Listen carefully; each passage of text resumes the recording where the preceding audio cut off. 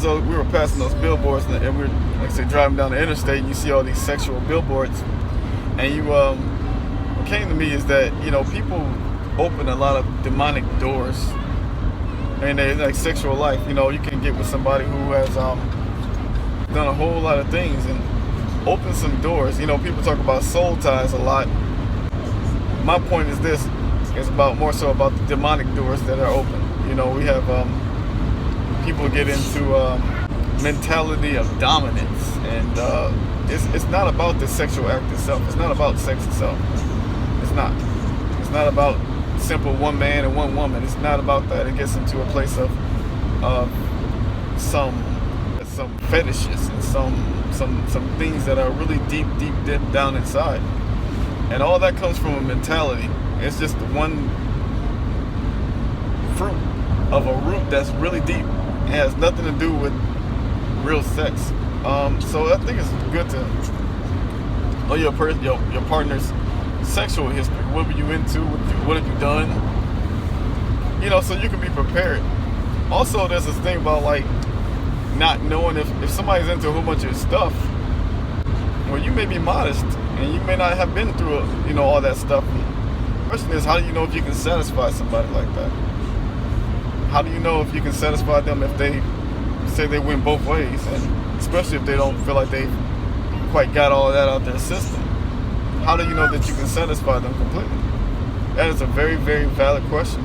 You're investing your 100% self in them, and they may really have an appetite for something else.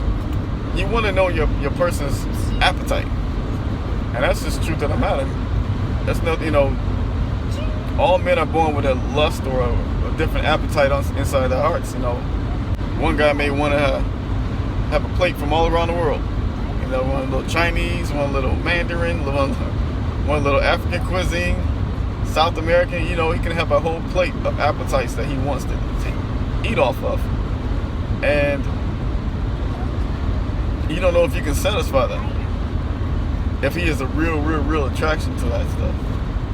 Just honestly, if you're a black woman, say for instance, you get with somebody who's been with somebody, dated somebody of the opposite race. Only been with that kind of person, and then they trying you out, and you look up in time and they say, I don't think this is what I want, because their appetite is for something completely different. So you gotta know their appetite. Ask them questions. You might want to ask them up front. The point is this: that you have to have a healthy conversation about sex, because after the ring is put on your finger, and after you said the I do's, and the sex becomes, that's when you're really dealing with the real person.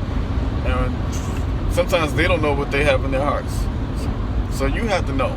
You have to be aware of what their appetite is, and have to be aware of what they desire, even if they may not be fully aware of it themselves.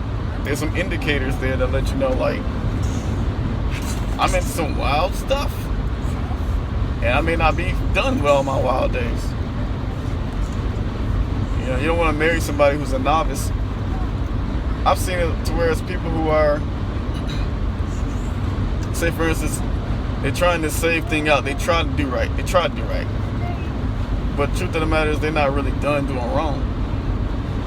And then one day you up and leave you saying, I'm not happy. I don't like being saved. I don't like being this lifestyle. And it sounds kind of far-fetched and extreme, but it has happened quite a few times. And I guess my point is there, you have to really vet the person that you're looking into and see whether or not they're really built for this, whether or not they really want this, or they're trying something out. What's their appetite like? You don't want a boy. You don't want to marry a boy. You want to marry a man who's been, who has been tempered and tried and knows what he wants. He's ready to settle down. He's ready to be a one-man woman. And it's vice versa. Absolutely vice versa. I've seen it, unfortunately, the other way around. Somebody who hasn't really quite satisfied and settled down in their hearts.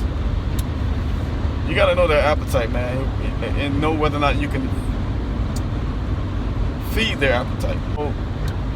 You know what what they want, before you get too heavily emotionally involved in a situation you can't get yourself out of.